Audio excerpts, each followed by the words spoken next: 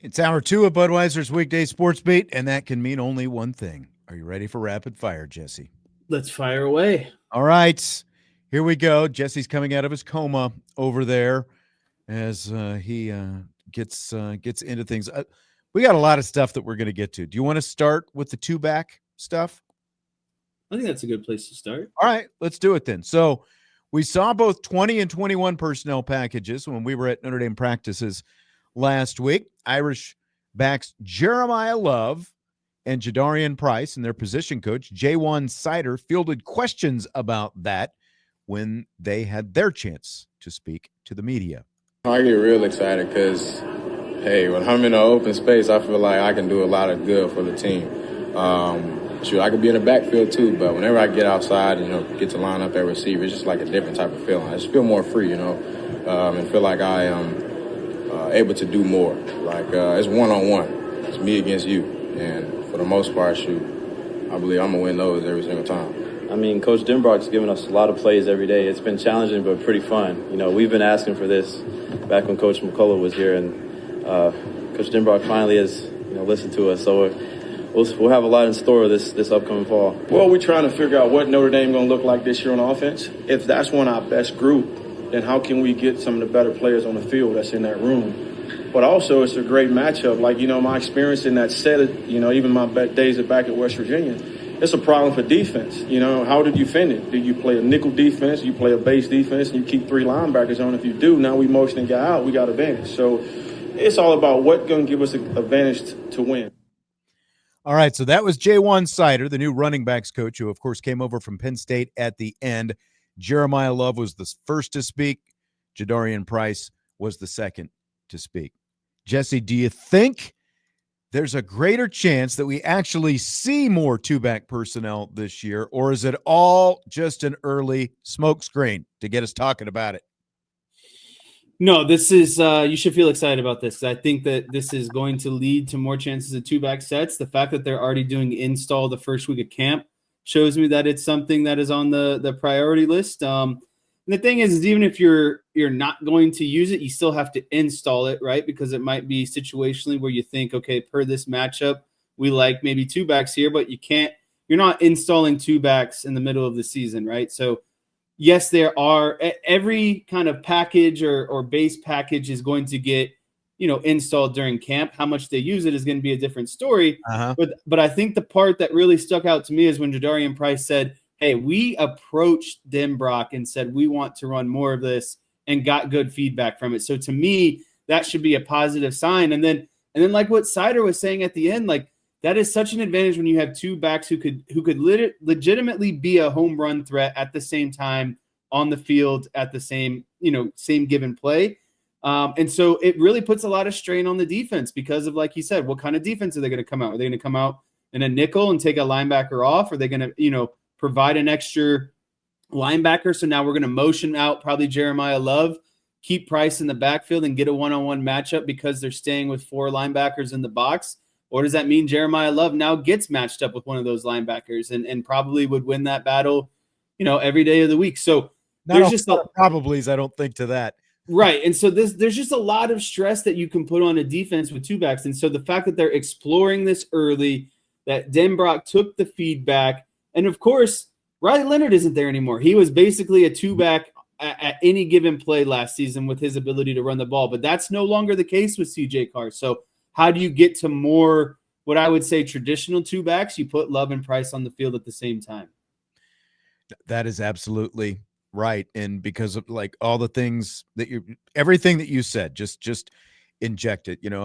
A lot of people have been wanting more of this. We saw a couple of years ago, not last year, but the year before when Sam Hartman was here, they were doing some more 21 type stuff, two backs and one tight end and a couple receivers. And, again, we're seeing not just 21, but 20 as well, which means two backs and no tight end and multiple receivers out there on the field because of the fact that really, to me, it's mostly about the mismatch that Jeremiyah Love causes. And you heard him talking in that clip about getting out in space. And when you've got Jeremiyah Love, as you said, matched up with an inside linebacker, that is bad news for the defense. And that is very good news for Notre Dame. And that's why I think, like it's got everyone licking their chops. And it's not just, okay, let's get the two backs. This is, as we've all been talking about, we ranked the position groups going into camp last week. Running back, the number one ranked position group. I think most everyone considers running back the most well-stocked, deepest position group that Notre Dame has. And they've got a lot of their position groups are getting a lot deeper as we speak. But if that's the case, and you still have at least some questions with both the tight ends and the wide receivers, and the questions are different for each of those two groups, why wouldn't you want to capitalize more when you've got multiple home run threats in that running backfield, and the stress that you can put on a defense by having them on the field at the same time and then motioning them? It's like this is not most likely going to be their base package, but the fact that this is something that they can go to and use consistently and put defenses in serious jeopardy, it just makes sense, especially when you've got a weapon like Jeremiyah Love that you can do so many different things with. So longtime college football writer Bruce Feldman has released this year's Freaks List. It's the top 100 athletic freaks in college football. He actually went to 101 on this year's list, but it's blank that he has Irish defensive end Bryce Young at number 44 and tight end Eli Raridon at number 85 on this year's list. It's a bit surprising. If you told me that these two guys would be on the list a week ago, I would have been a little bit surprised, right? I think that there's maybe some other names that deserve to be, on this list, but I think the important thing is you have to know how he's defining freak, right? Because freak list has to do with speed, athleticism, burst, strength, strength, all of that stuff. So if a guy can squat 550 pounds, that makes him a freak. If he's got a crazy vertical, that makes him a freak. If he's got a crazy broad jump, that makes him a freak. I'm just going to get cut straight to it. I'm a little bit disappointed and surprised that Jeremiyah Love isn't on this list. Little surprised at that as well. Widely regarded as the best running back in college football coming into this season, and everything that we saw from him. Now, no idea what the testing numbers were, but it feels like he needs to be this feels like a list that is made for Jeremiyah Love, doesn't it? Well, Singleton is on the list from Penn State just because, again, he can squat like 550 pounds. Right. There's still freakish things that Love can do, like his hurdling, his, that play against Penn State where he carried two defenders on one knee. Like, that's freakish if you ask me. So, again, I don't know if it's just the numbers don't, line up 100%, but Jeremiyah Love deserved to be on that list. But let's not spend too much time on that. I think that Bryce Young and Eli Raridon, hearing their name on the list, should get you that much more excited. I mean, Notre Dame has been lacking at the tight end position ever since Michael Mayer left.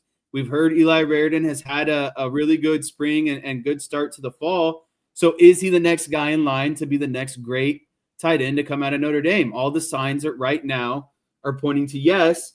And then when you start talking about Bryce Young, obviously his dad was an NFLer. His mom ran track at Notre Dame, I believe. All of the athleticism runs in the genes. We just haven't seen a whole lot of him yet, right? And so that should get you excited about a younger guy who's about ready to explode, right? Because we saw it early last season, but he got injured. I mean, the guy blocked, 3 punts or field goals as a freshman? Like, no one has ever done that before, right? So he's got a lot of freakish in him, but can he do it throughout the entirety of a season? A lot of tools, a lot of freakish tools. The number 44 ranking that Young has, interestingly, is the lowest that Notre Dame has been ranked in the freak, for the top player on the freaks list. And like when you think about, and I know Brian Driscoll made this point, but when you think about the way Notre Dame is recruiting, and we keep talking about the level of athleticism across the roster, you would have thought that maybe some of these guys would be a little higher and that a guy like Jeremiyah Love would be on there. But again, don't know what his testing numbers were, but Bryce Young has a vertical of 34.5 inches and a broad jump of 9.5 feet. Not bad, especially considering he's also put on 30 pounds as he arrived on campus. Feldman also mentioned Anthony. He didn't put him on the list, but he said he did make a compelling case for the Freaks list, which I thought was interesting. Knapp with a 30-inch vertical and a 425-pound bench press.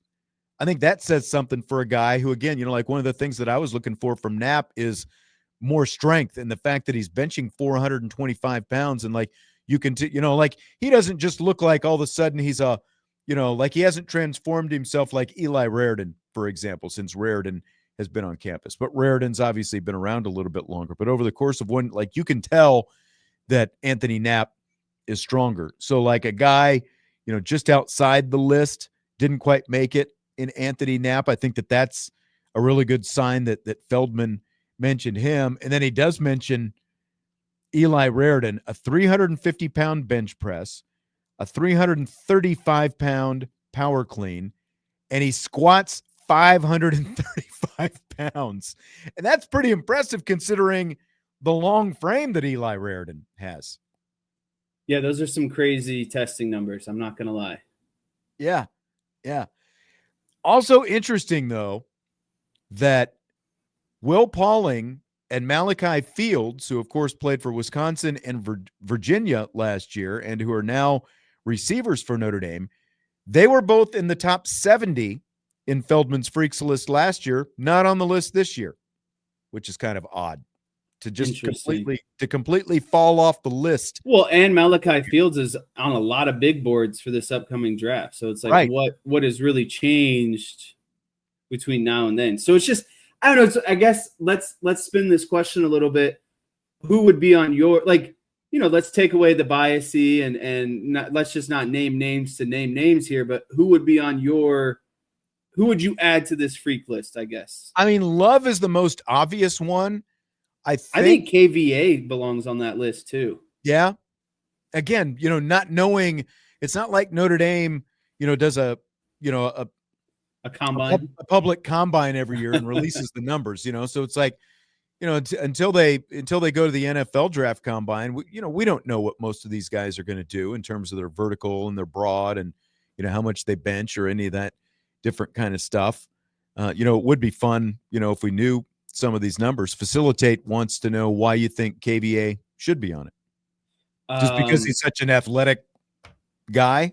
I mean, he's a specimen. The guy is strong. He's fast. He's quick. He's agile. He can play the run. He can play the pass. He can come off the edge. He can stop the middle. He can play out in the flat with a running back. He could probably guard a running back one-on-one on a wheel route. Like, I think KVA and Jalen Sneed are both freaks, to be honest with you. Yeah. I think Jalen Sneed could be on that list if he just had probably a little bit more success coming into this season. So, there's – and, I mean, KVA was, of the three, well, him and Sneed were pretty close. But, I mean, Sneed and KVA were higher recruits than Bowen. True. I mean, the freaks list is a fun list anyway. So, it's not like I'm going to – I'm not upset about any of it, shape, by any means, but it's just, there's just some head scratching stuff. And again, I think some of the biggest head scratching stuff is the fact that guys like Pauling and Fields were on it last year in the top 70, and they're nowhere to be seen this year. Apparently they've been passed up by somebody. Like you would think at the very least that a guy like Fields would still be on there. Schuler potentially, like a year from now, maybe Tate Johnson is a guy who shows up there, like when we've seen some of the stuff that he can do athletically, the way he gets up and that kind of thing. So I don't know. Again, fun, somewhat head scratching, but at the end of the day, it's not like being on the freaks list, wins you anything. So. Yeah, that's the thing is like you could be the most freakish athlete, but still not end up being drafted, you know? Exactly. CJ Carr was seen throwing on his own while the rest of the team was stretching before practice last week, and he was asked about that after practice at the end of last week. Here's CJ Carr. I don't love to sit there and stretch, and it's my mind is racing. So sitting there kind of is just like I feel like I'm ticking, just like let's go. So I just like to go throw a little bit extra. Do you have to get permission to do that to break range? Kind of not. It's kind of like go do it, and yeah. So kind of not. He asked if he has to get permission to do that, to skip the stretching and go throw instead. And there was some video of him out there doing that. So, Jess, is Carr throwing while the rest of the team is stretching? Big deal, little deal, no deal? It's really no deal in my opinion. I guess the only part that I'm a little bit surprised about is, and I'm not trying to make this into something that it's not, but everyone else is stretching, so why not just stretch with the rest of them? That's the only thing that I don't like he's not above the team is the only thing I could maybe play devil's advocate on. Right. I generally don't think it's a big deal. But what you said, if the other 100 guys are out there in warm-up lines and doing all these stretches, the stretches are supposed to be for a reason, right? Right. So if the rest of the team is stretching, then I guess especially the quarterback, a guy in a visible leadership position on a team, that's the only thing that's like, well, why aren't you just go stretch with the team? Like there's a reason they do it. Otherwise they wouldn't be doing it. Right? Right. It's like, if that's the case, everyone would just go straight to individual drills and we wouldn't worry about getting it loose at all. Right. And so I don't know. I'm just not necessarily buying the excuse of, well, I got a lot on my mind and my mind is racing. Like that's everyone before practice, like everyone's kind of geared up, antsy to practice. And a lot of times too, you just sat through a lot of film and pre-practice prep. So like there's a lot of information going through your head and you're like, I just want to get going here. I just want to play football, get practice going, But again, everyone's going through that. So I don't have an issue with it again, but if I just think it's a little weird that CJ Carr doesn't think he needs to stretch / is above stretching with everyone else. It's where I'm at. Same boat. So I'm little deal. The question was big deal, little deal, no deal. I'm little deal. In general, it's not a big issue. But again, if the rest of the team is out there stretching, there's a reason you're stretching. There's a reason that, the performance coach puts together all these different dynamic stretches and everything else and has them go out there and do that. Listen, all I got to say is you're 6-0. You've been balling out. I don't give a damn what you do pregame, pre-practice, pregame, but you haven't been named the starter yet. You haven't played a down yet. You haven't played a snap yet. It's easy for people to look over and say, man, what's CJ doing? Why isn't he stretching with the rest of us? It's easy for the media to look over and say, man, why isn't CJ stretching with the rest of the team? So like, I get it. Success in those sort of things shouldn't dictate what you can and can't do. But it's the simple reality of things, especially when you play quarterback. You win games and you play at a high level, you could start doing more of the stuff you want to do. Fred in the YouTube chat, great point. George Costanza didn't stretch. He didn't need to stretch. I don't think – did Jerry stretch before that sprint? I think he did stretch a little bit, didn't he? I think he did. Jerry won that race. Maybe it was because of the stretching. I don't know. Stymie said, was it pre-practice stretching? Yes, we're talking about, before every practice, the team lines up and they do their stretching, whatever stretching it happens to be, a lot of different stuff that they do. Stymie says, was he throwing before the stretching started and working on something? Was it the same day he threw the multiple interceptions? I didn't notice on day one whether or not he was doing this. I think the day in question was day 2 when we were out there. I think that would have been Friday. I'm not sure what his routine was on Thursday when we were out there and he threw interceptions. Can I make a little joke here? Sure. Yeah, at least CJ Carr has given us something to talk about, unlike Chris Ash. Give us a little material. Yeah. Can I get a ding ding for that one? There you go.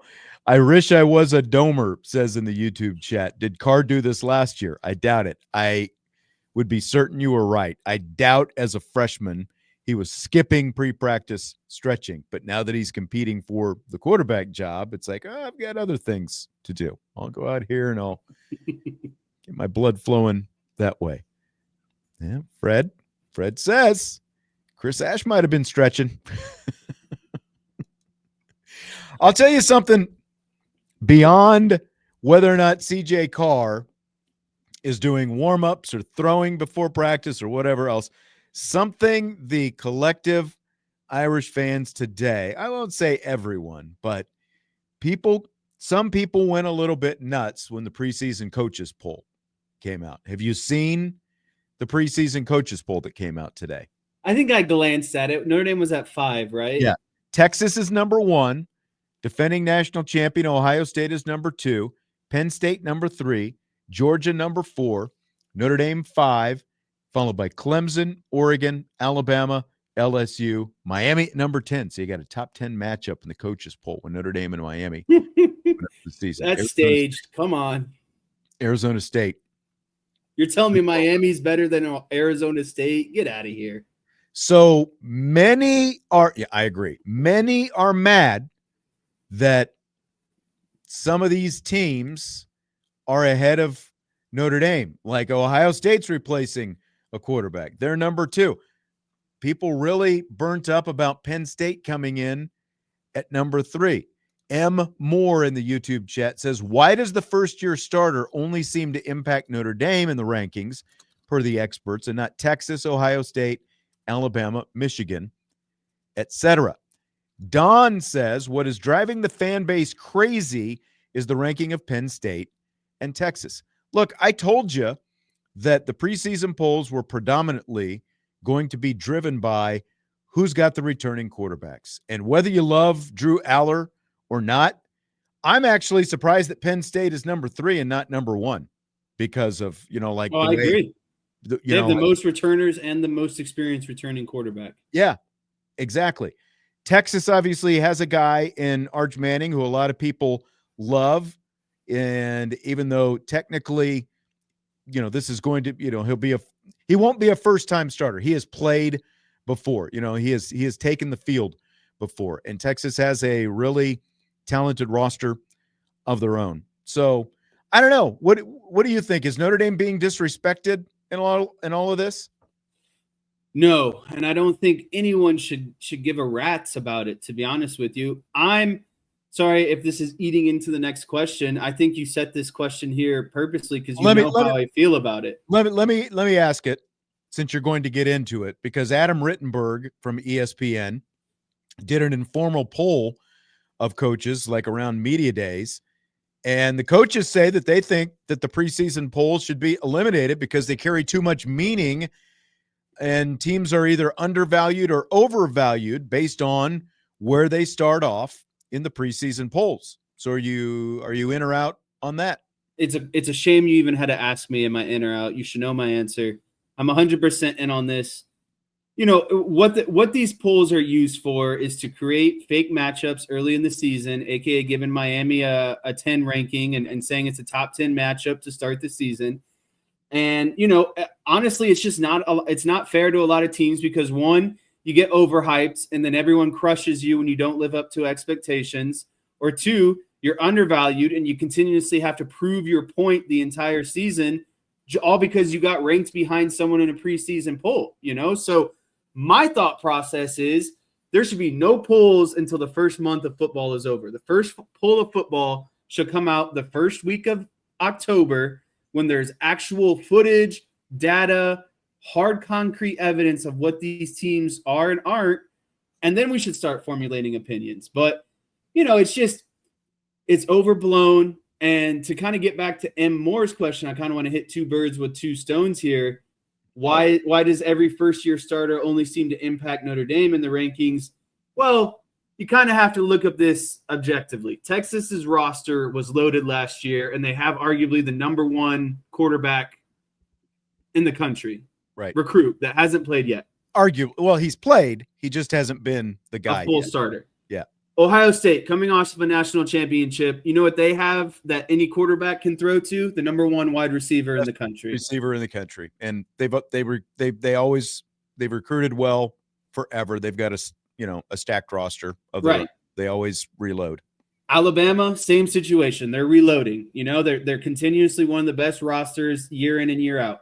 Michigan, I'll give you Michigan, but you know what they have? They have a national championship that they won within the last 2 years. So there's reasons for it, right? Notre Dame has finally kind of pushed down that door when they beat Penn State, when they beat IU, when they beat Georgia. But before that, what did Notre Dame have to stand on nationally? All these other programs, maybe except Texas, they have something to stand on. They have success that they can stand on. So I get it. It might hurt. And yeah, Notre Dame beat Georgia and they beat Penn State. Penn State's got like 5 or 6 guys on that freak list, a returning quarterback, an NFL defense, 2 NFL running backs. Yep. It's just a matter of and an easy schedule. Can their coach get them to where they need to be? So I understand it. It might not seem fair. Well, and look, it's why you let the season play out. It's the coaches poll as well, So like how much actual weight do you want to place on the coaches poll? So like to your point about should the coaches poll preseason be eliminated? Absolutely, because the coaches many coaches don't even bother looking at what other teams are. Like they will rely on their sports information director to put a list together for them and then just sign off on it and turn it in. We shouldn't be placing any weight on the coaches poll. Now, in terms of Notre Dame being disrespected, they're number 5 in the preseason poll. How disrespected can they be? So we're gonna get mad and split hairs about a couple teams that maybe you think don't deserve to be. Is there a better case for Notre Dame to be ranked ahead of Georgia? Georgia's 1 spot ahead of Notre Dame. How thinly do we want to slice that hair? That's what it comes down to me. Who cares? It's the preseason poll. You do your job, like you're going to be okay. Like Irish Gordian not in the YouTube chat says hilarious because Brian Driscoll just spent a whole hour talking about how disrespected Notre Dame is. How disrespected can you be if you're number 5 when you've got a completely unproven quarterback, regardless of which guy is going to win the job? You've got a completely unproven quarterback you're going to be throwing out there. New offensive line. So if that's disrespect, okay, sign me up for that. That's just that much more for Notre Dame to go out and play for, I guess, to prove that they should be 1 spot higher than Notre Dame or than Georgia, or a spot higher than Penn State. But again, like I thought that Clemson and Penn State would both I thought it would be some combination Penn State, Texas, Clemson as the top 3 teams. So I think that, Clemson at number 6 maybe has as much right as anybody to be talking about disrespect to me. If you're Notre Dame and you're number 5 of the nation after you just finished 2nd in the nation last year and you're breaking in a completely unproven quarterback, I would be happy with the number 5 in the preseason polls. Like I would have no problem with that. I don't think they're being disrespected. I think that they are being adequately respected. Because, as I said a couple of months ago, I felt like coming into the season, so much of how these polls and rankings would look is, who have you got coming back at quarterback? Now, again, do some of these other programs have questions at quarterback? Yeah, but Notre Dame has a completely unproven guy that they're going to be started, but they're number 5 in the preseason poll. So I've got no problem with that. As to the question about should the preseason poll be eliminated because too much weight can be placed on that? Absolutely, yes. Absolutely, yes. But at the same time, it gives us something to talk about as well. So how bad can it be? Right? Gets everybody fired up 3 weeks, 4 weeks before the season starts. How bad can that be? You stepped all over my question there, though, Jess. All right. One more question in this block before we take our last timeout and then come back to wrap up with some very important stuff. So one other thing that has picked up, like we were talking earlier about questions from the media during press conferences and stuff at Notre Dame so far. Marcus Freeman asked at the start of training camp about preparing for the Heat in Miami for this month's season opener after preparing for the Heat in Texas for last year's season opener. We can't control the weather, but we can control hydration. We can control supplements and all those things. So we have to continue to do that. There was a couple hot days, Monday and Tuesday, when our guys were out there running in the heat and working out. Today wasn't a crazy hot day. I'm just going to stop this because Don is continuing with the ranking conversation. He says it has nothing to do with Notre Dame's ranking. It's who's ahead of them. So who are you kicking out? Who are you kicking out? Should Notre Dame be ranked ahead of Texas? No. Should Notre Dame be ranked ahead of Ohio State? No. No. Should Notre Dame be ranked ahead of Penn State? On paper, no. Right. Should they be ranked ahead of Georgia? Maybe. I gave you Georgia. Right. They won a close head-to-head. Still had a backup quarterback. Right. So we're going to go nuts over one or two spots and who's ranked ahead of them. How can you be mad that Penn State is ranked ahead of you when they have a quarterback who most people consider a first-round NFL draft pick? We can talk about whether or not we think Drew Aller actually deserves that, but Penn State has widely regarded one of the top returning rosters in all of college football. They went to the semifinals last year, and they've got a returning quarterback. So if you're gonna say Penn State or Notre Dame, your pollsters are gonna give it to Penn State because they've got the experience at quarterback, plus a very good roster to go along with it.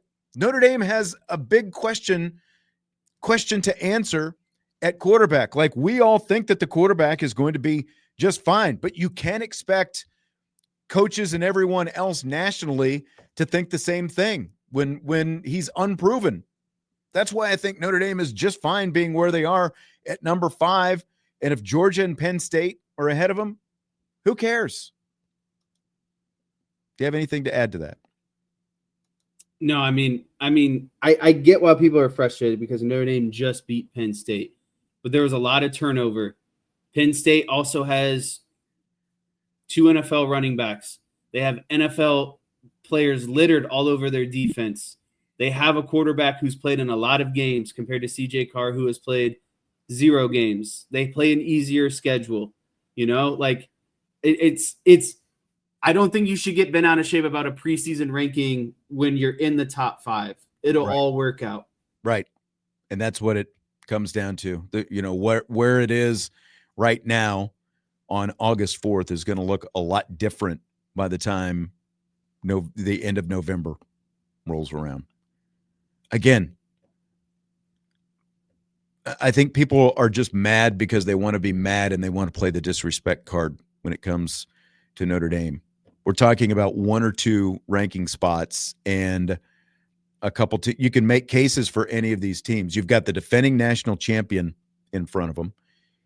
And again, I'm surprised Penn State is not ranked number 1. They're ranked number 3. I've got no problem with Notre Dame being at number 5. Do some of these other, do Georgia and Ohio State have questions like Notre Dame does? Yes. You can't tell me that going into the season that Notre Dame deserves to be ranked ahead of Penn State when they played a game that went right down to the wire last year. And the most important position on the field, that question has to be answered by Notre Dame. Whereas Penn State has a quarterback who some thought could have gone in the first round last year and who most think is going to go in the first round next year. That's going to weigh very importantly for most people who are casting these ballots. So, again, I want to talk about who's in front of who and disrespect and everything else. I just don't see it. I think that Notre Dame is in a good position being number 5, considering they do have such a big question to answer at quarterback because they've got a great roster, obviously, as well. Left, Jess, I'm just going to hit you. Do you want me to hit you with the easy one, or do you even want to talk about Micah Parsons? Easy button. Is is Micah Parsons the easy button? Is that what you're saying? No, I don't want to get into all that. You want to go? People are fired up. If we have time, Okay. we can get into that one. All right. We stirred things up enough. Irish Gordian Knot says he wishes I was on the earlier show today when they were apparently were going disrespect. I mean, that's the great thing about having different shows that you can watch and listen to, right? Everyone's got different their opinions. Opinions. That's exactly right. Newly retired defensive lineman Ndamukong Suh says Aaron Rodgers and Brett Favre were the two quarterbacks he took the most pleasure in sacking. If you had the chance to sack one quarterback, who would it be? I don't think you're going to guess this. I'm going with a different mindset. Okay. I'm going Lamar Jackson. Whoa. Just degree of difficulty? If I can sack Lamar Jackson, I can sack anyone. That's true. That is true. I want to know I can get the best. I honestly thought that you might go the Aaron Rodgers route with this. Nope. There's no one I would take pleasure in just sacking, Did Lamar Jackson disrespect you at some point? No. I just want to know I'm a peak athlete and I can sack any quarterback. Again, if I can sack Lamar Jackson, I can sack anyone in the league. Outbound says Tom Brady. Mine, like all time, it would have to be Terry Bradshaw or Jim Plunkett. Like they both just had those hateable, punchable faces, like Bradshaw, with both of his teeth out, and Jim Plunkett squeezed that big head and big face of his into that tiny Raiders helmet. It just like seemed like it was coming out. Like those would be the two all time. I like your thinking with the Lamar Jackson though. Challenge yourself. If you can get him, you can get anybody. I am Tenson says, too bad the Cowboys can't sack Jalen Hurts. Well, let's look at record. Maybe last season. Let's look at head-to-head when Jalen Hurts and Dak Prescott are both healthy.